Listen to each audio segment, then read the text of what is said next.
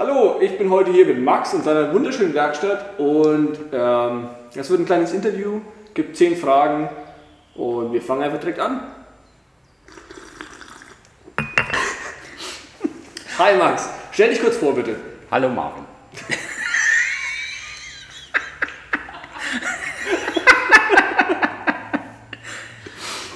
Ich bin der Max, Ja? Max Schneiderbanger, Inhaber und einziger Arbeiter von Fred Flitzefuß Karosseriebau. 29 Jahre jung, gelernter Karosseriebauer, Meister seines Fachs und ja.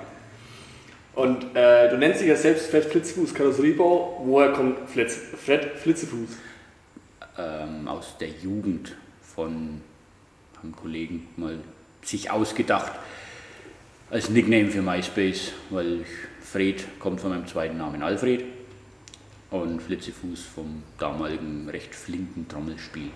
Hat sich nicht geändert, bist immer noch flink. Für alle, die MySpace nicht mehr kennen, das war sowas wie Facebook, nur in cool. Ja.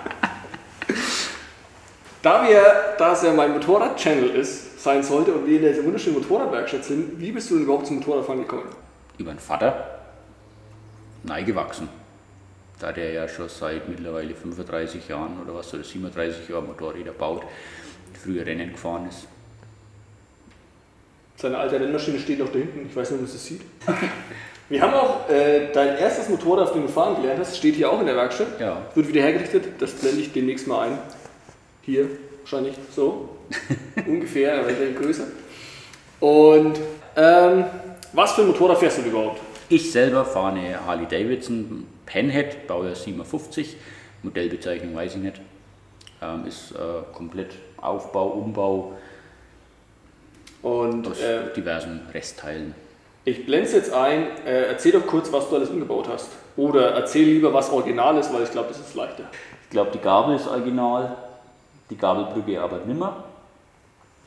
Die Fußkupplung ist original und ja, der Rahmen weitestgehend. Und was immer noch im Blickpunkt steht, und ich glaube, jeder, der dieses Motorrad auf Instagram oder auf Treffen sieht und fotografiert immer den Tank und den Luftfilter, weil es einfach das Coolste am ganzen Moped ist. Es ist ein Weber Fallstromvergaser, 44 IGF, ja, der nach oben durch den Tank ragt, weil ich mich für den Tank entschieden hatte und dann musste da halt ausgespart werden, dass Platz ist. Und das hast du selber gemacht. Das habe ich selber gemacht, damals in meiner Lehrzeit. Wie bist du eigentlich zu deinem Beruf gekommen? Du bist Karosseriebaumeister, hast Karosseriebauer, wie nennt man das? Karosseriebauer. Karosseriebauer gelernt und hast dann deinen Meister rangehängt. Wie bist du eigentlich zu dem Beruf gekommen? Da dein Vater ja Zweiradmechaniker ist und Custom Bikes baut, ist der Karosseriebaumeister jetzt nicht der nächste Beruf. Grundsätzlich wollte ich was mit Motorrädern machen und habe mich dann nicht nach dem Berufsfeld, sondern nach dem Betrieb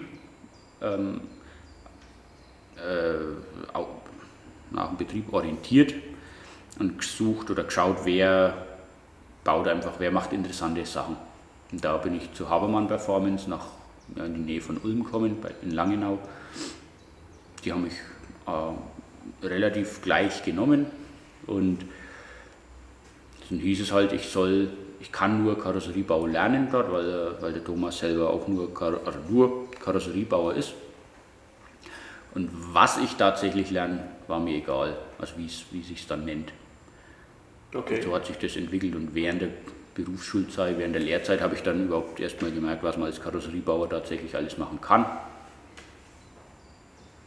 Wie ist es eigentlich, sein eigener Chef zu sein?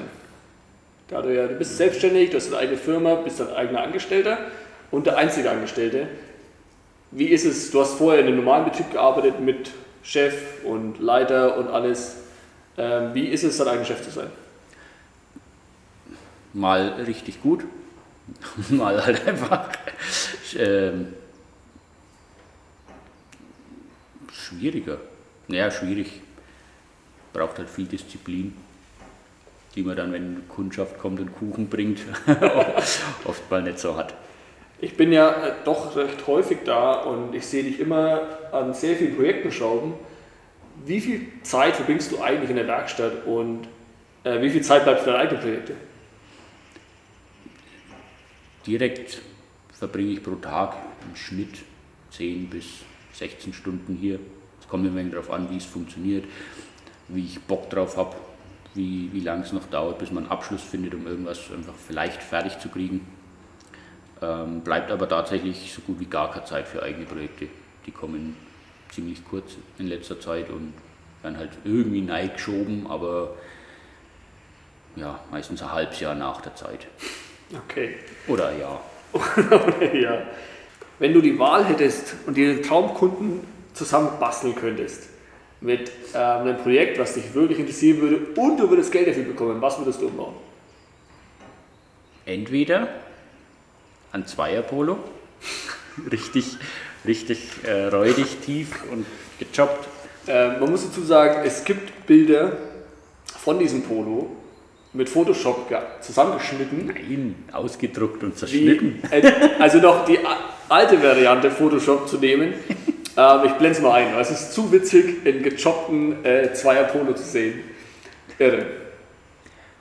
Oder irgendwas Wildes auf Harley-Basis, eventuell mit eigenem Rahmen oder in Kooperation mit Rahmenbauern, dass man da was Solides, TÜV-fähiges hat. Das ist mir eigentlich immer ganz wichtig, dass es einfach nicht nur reines Show-Fahrzeug ist, sondern auch auf deutschen Straßen oder auf europäischen Straßen fahrbar ist, legal fahrbar.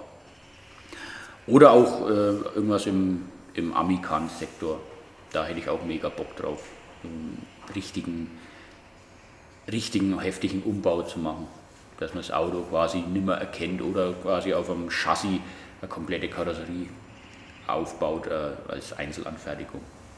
Okay. Das war jetzt das Positivbeispiel. Wie gehst du damit um, wenn ein Kunde kommt und ein Projekt vorschlägt und du weißt, es wird kacke hässlich aussehen.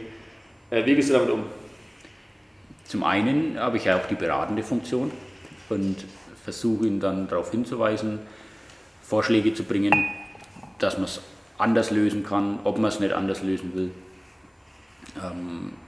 Manche Kunden sind da auch flexibel und offen, manche haben halt genau ihr Ding im Kopf und es soll genau so umgesetzt werden. Und letztendlich ist es halt mein Beruf, dass ich auch deren ihre Wünsche umsetze. Und das finde ich ist auch wichtig. Also ich will da nicht der Arsch sein, der nur das macht, auf was er selber Bock hat, sondern eben auch Dienstleister sah und versuchen die Wünsche von anderen, die sich selber nicht umsetzen können, dann zu verwirklichen. Was war bis jetzt das Coolste, was du umbauen durftest?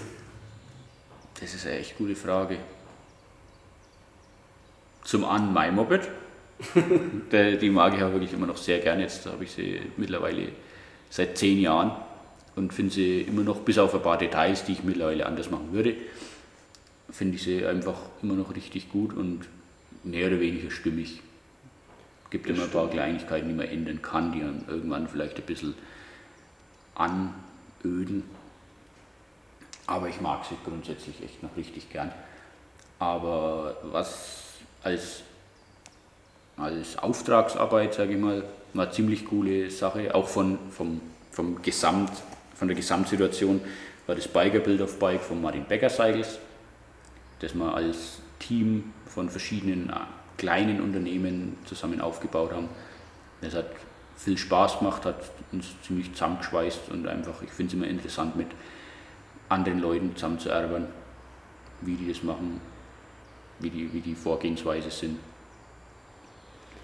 Ich muss auch echt sagen, ich finde dein Bike immer noch mit eins meiner Lieblingsbikes generell und was mir am meisten dann beeindruckt ist, dass es ein Showbike ist, was gefahren wird wie irre. Also lange Touren, kein Problem. Und weil wir wollten nach Basel fahren, letztes Jahr, und der fragte mich, ob ich mitfahren will, und ich habe gesagt, ja, und der Bedingung, wir fahren ein wenig einen Umweg. Ein wenig einen großen Umweg. Ich habe es halt Spaß gemeint, ich war auf der Arbeit gesessen und dann kam nur die SMS zurück, mach mal so. Ja, danke Max. Das war 10 Fragen mit Fred Fritzefuß. Wenn es euch gefallen hat, lasst ein Like da, haut in die Kommentare rein, was ich das nächste Mal fragen sollte. Und schaut mal bei Max seiner Instagram-Seite vorbei, da gibt es immer sehr coole Bilder, sehr coole Stories. Und das war's. Bis zum nächsten Mal.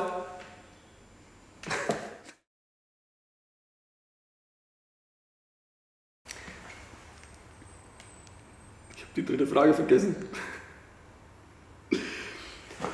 Willst du noch jemand grüßen? Shoutouts to your mom. Shoutouts to my mom und den Papi und die Freundin, die Anna.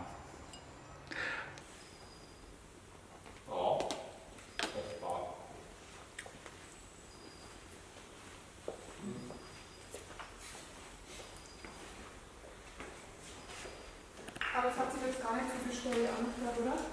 Nein, natürlich. Aber halt so gezwungen. Hm.